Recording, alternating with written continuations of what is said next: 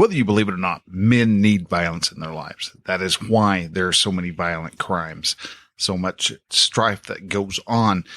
And society wants to point their finger at the fact that it's men. Men are the problem. Is the result. And that is absolutely the farthest thing from the truth. We're going to be talking about today the reason why men do need violence in their lives in episode number 98 of The Relaxed Male.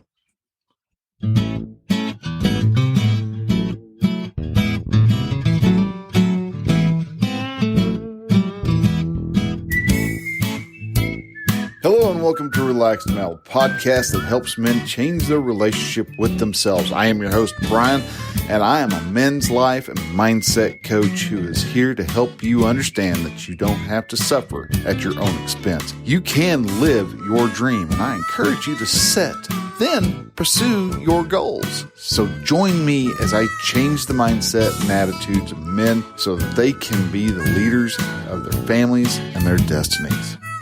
Hey man, hello and welcome to Relaxed Male. All right, so this week we're going to be talking about violence in our men's lives and why we actually are needing that. But before I do, I wanted to just introduce the show real quick. This is the Relaxed Male. This is a show that is meant to help men become better men. We help them get out of their way, help them to realize what is actually holding them back, and to make those needed changes so that they can actually start living the life that they intend and the life that they want and have dreamt about. And so each week we come to you with a new line of thinking, new way to look at life, how to change what society wants you to be into the man that you were supposed to be.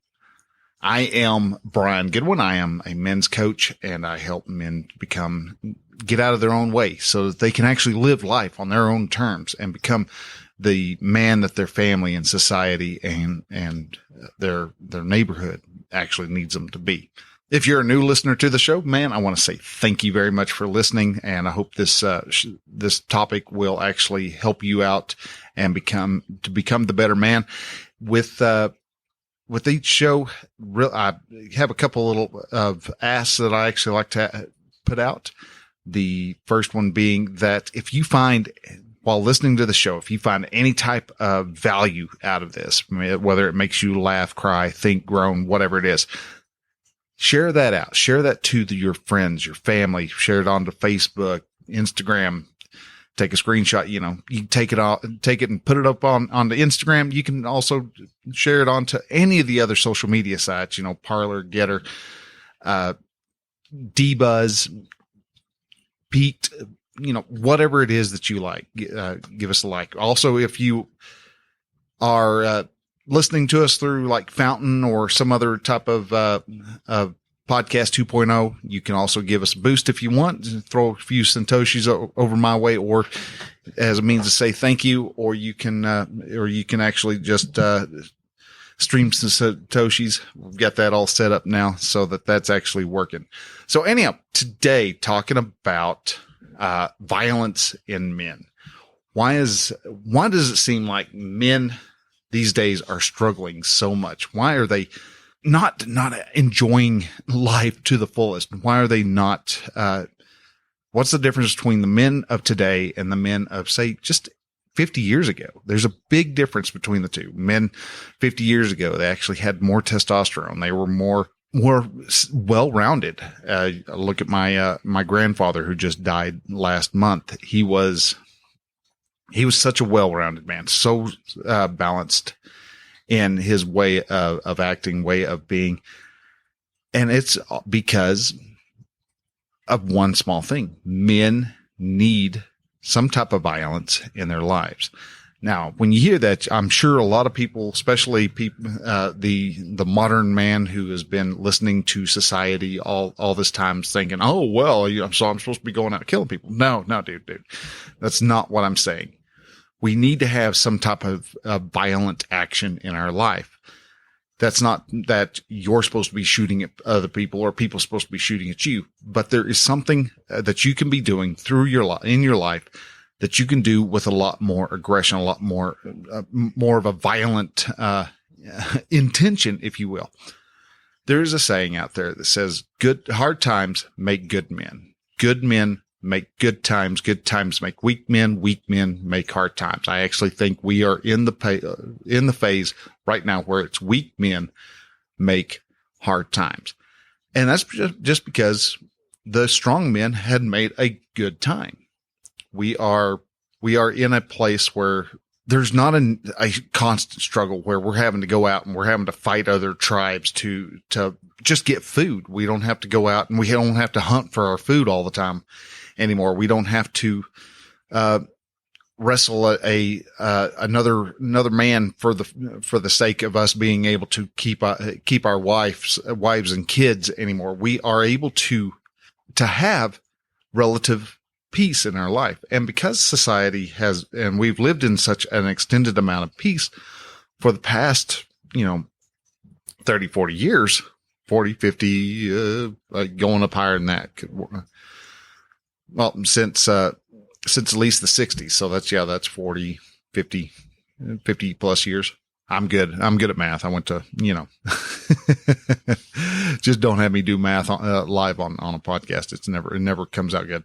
But anyhow, so when you have, we've had a relatively long, we had the Afghanistan war that went on for a long time. That created a lot of men. And I think that actually was kind of a catalyst for these days. That's why so many men now are coming out and they're going, something is desperately wrong, because for a long time, things were being able to be shifted in life, and people were just like, okay, well, whatever. Okay, whatever. But now we're starting to get a lot more, strong men, some strong intentional men into areas of leadership, and they're starting to really put the brakes on the shenanigans that, a lot of people have been trying to put into place. So why is it that men need violence in their lives? Well, that is because men, we have testosterone. That testosterone that's in our system causes us to have bigger, more dense muscle mass, and also it provides an extra bout of energy. I mean, look at the difference between little boys playing and little girls playing. Little girls, they like to sit and they will play with whatever it is they're playing with. And boys, they are, they're hanging off the ceiling fan, seeing what they can do. They're always pushing each other and working hard to one up each other. And that's pure masculinity be on display. That is unfiltered masculinity. They're going to try stuff. They're going to dare each other to do something even bigger. It's who's going to be the more audacious? Can they jump from a 3-foot a ramp, or is the best going to be a 1.5 feet? They're going to try to outdo each other. Who can jump the farthest on the bike? Who can ride the wheelie the farthest? They're all going to have these different types of one-upsmanships. They're always going to have these different things that have got a little element of danger in there, a little element of bodily harm that's happening in there. And that's actually a good thing. That drives boys to become better. If they get hurt, they're going to come up and they're going to have scrapes in their nose. They may not have any skin on their elbow and have a shoulder that's bleeding, but they're going to, they're going to hurt for a little while, but then eventually they're going to figure out that, hey, just spit on it and let's carry on. That in itself, performing a jump and screwing up the jump and landing real hard on the asphalt, that's a bit of violence. I mean, you've lost skin on your shoulder, on your knee. That's results of a violent interaction with the asphalt. Violence isn't necessarily punching another dude in the nose just because you felt like it. It's not, when I say violence, I'm actually referring to having controlled violence in your life. Controlled violence lets out that need for a guy to get the violence out, get that violence. It's not like we're bleeding the violence out, because violence in our lives is very helpful. It's very productive. It makes changes actually happen. We've had violence in our lives all through history. I mean, you look at the gladiators. I mean, come on, we used to pit man versus man and man versus nature. Can a man kill the grizzly bear before he gets eaten? Things along those lines. and crowds would fill those coliseums up to watch the prize fighter, see if he's going to make it against this horrible dilemma or not. How many people, what's his body count going to be this week? Everybody wants to watch and they cheer. And we have something very similar to that. We have football now where people fill stadiums to watch guys run into each other at full force. We have people watching basketball, watching guys try to do a layup while you've got 13 other guys, or no, it's not 13. There's 5 people on the field, or on a court. So, you've got 9 other people running into them at the same time. Can they still make that layup? Another great example of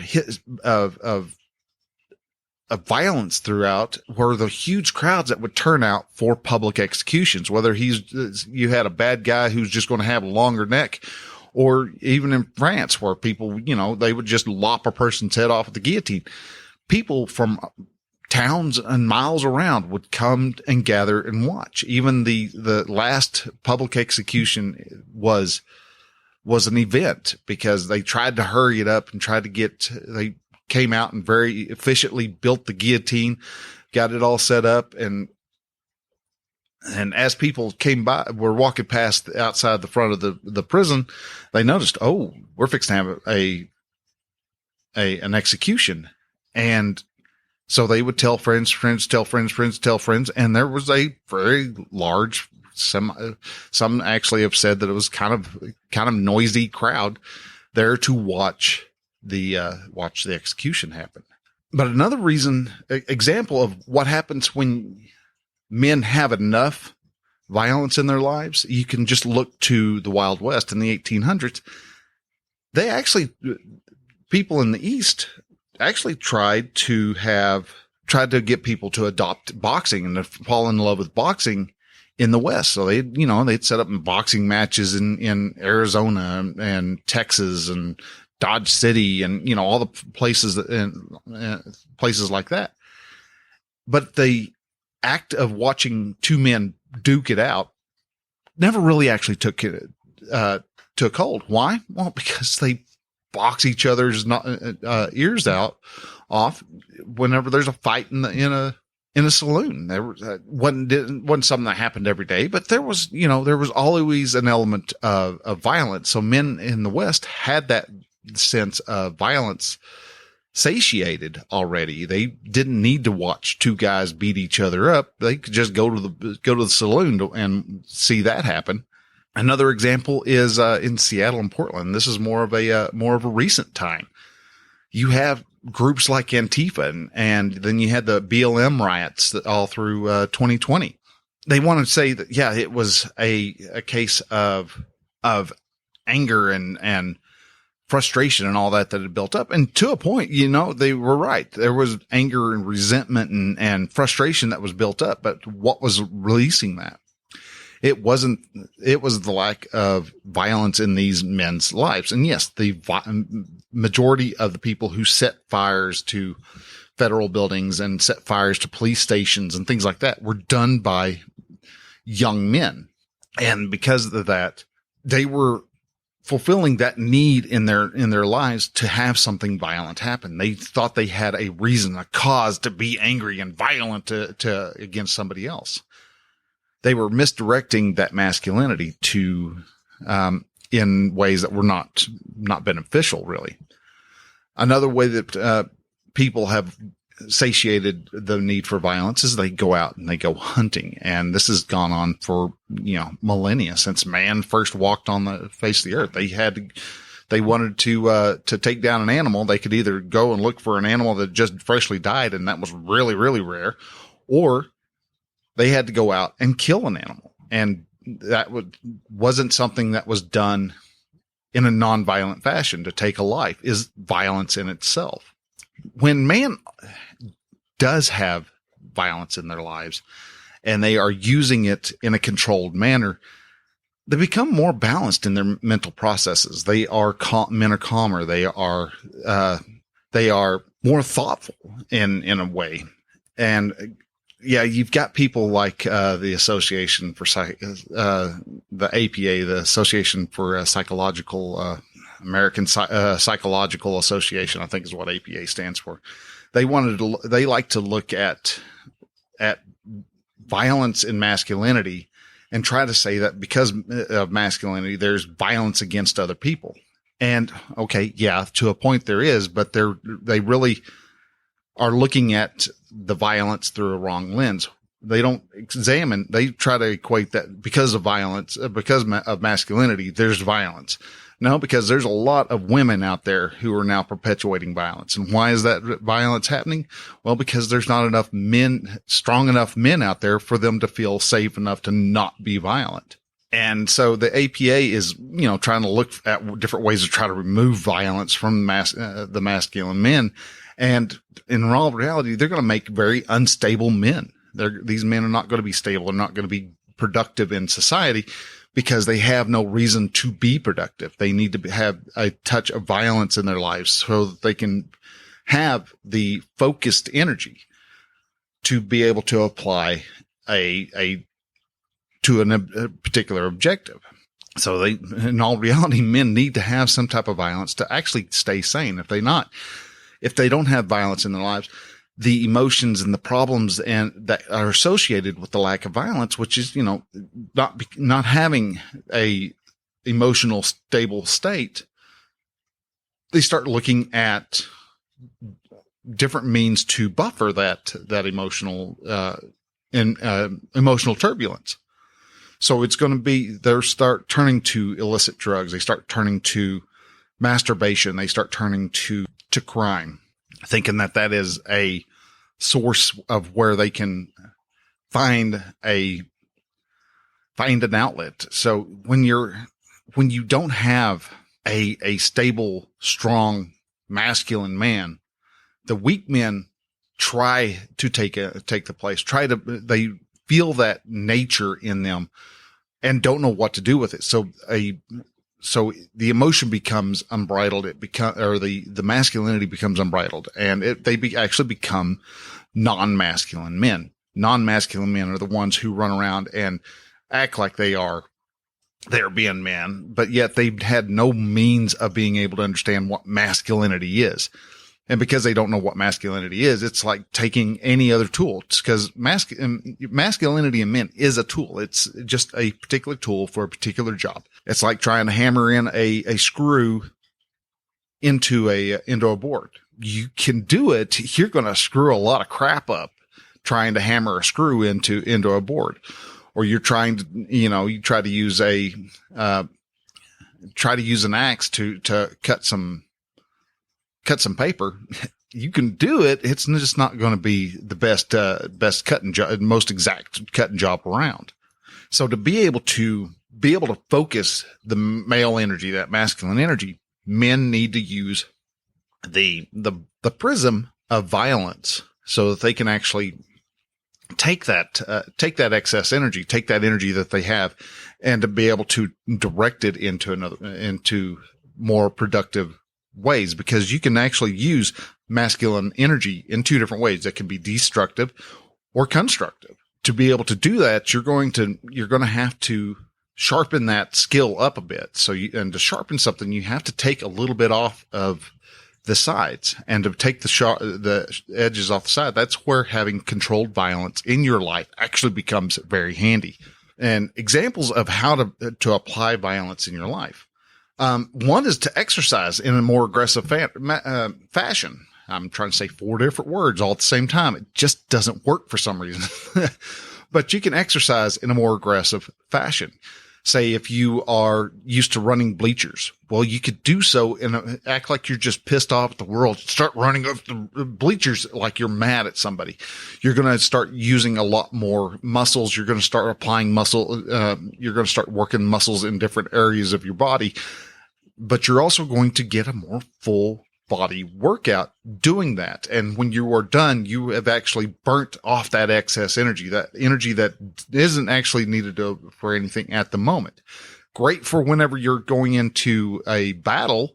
So you're fighting an intruder that's trying to come into your home. But all in all, it's not doing you good in your day-to-day life. joining up with a martial arts group, like Brazilian Jiu-Jitsu or Taekwondo or karate, or just, something where it pits you physically against another person. Going into sports does the same thing also. If you aren't into sports or you don't have a jiu-jitsu, class in your area, then you can also go out, find yourself a heavy rock or a heavy chunk of wood and start taking it and picking it up and throwing it across, seeing how far you can throw it, and throw it as far as you possibly can. Maybe you're Scottish and you got the Kyber toss, where you take that big old telephone pole and you go and run and see how far you can toss it. There's things like that you can do. You can throw heavy rocks or heavy chunks of wood around, up and down your yard. That does the same thing. You're just getting that aggression out. You're wanting to take that aggression, put it into the rock, see how far you can throw it. Another thing you can do is just go out and hunt. Go out. You're doing a lot of benefits for hunting, because you're actually, not only are you getting the need for violence taken out, you are also providing for your family. You're bringing meat back to the family so they have sustenance to eat. And if there's too much meat there, then you can start sharing it around in your neighborhood, your community, and be able to help them out too. So having violence in your life isn't a bad thing. Having misdirected violence in your life is. You can either be a non-masculine man, where you are nervous and you've got filled with anxiety and all these other different types of energies that you just can't seem to get rid of. Or you can be a masculine man and start hanging around other masculine men and understanding how to apply that masculine energy, that masculine force, so that it becomes productive in society. These are two different things that you can actually do. So guys, with that, I'm going to go ahead and I'm going to let you go. Thank you again for listening. If you are needing help, wanting to figure out how to actually start applying this or other lessons into your life, drop me an email over at Brian with Y at relaxmail.com. You can also go to Brian or relaxmail.com/contact, post an email there, and I will get back to you. It may take a day or two just because as I go through my email, I'm realizing, oh heck, there was a message that came in and, I completely missed it. It was, setting over in updates instead of dropping into inbox like it's supposed to. Think I've got that fixed, but if not, I will get to you usually within that week. You can also go to relaxmail.com/brotherhood if you are wanting to join a men's group and start getting some masculine energy and masculine thoughts brought into your world, so that you can actually be able to start working and becoming intentional on your journey to become a man who lives his life on purpose. So with that, guys, thank you again. Again, share this out, share this with your friends, your family, your Facebook, your Twitter, whatever social media outlets you use. And then, guys, thank you again for listening. We'll talk to y'all next week. So till then, bye.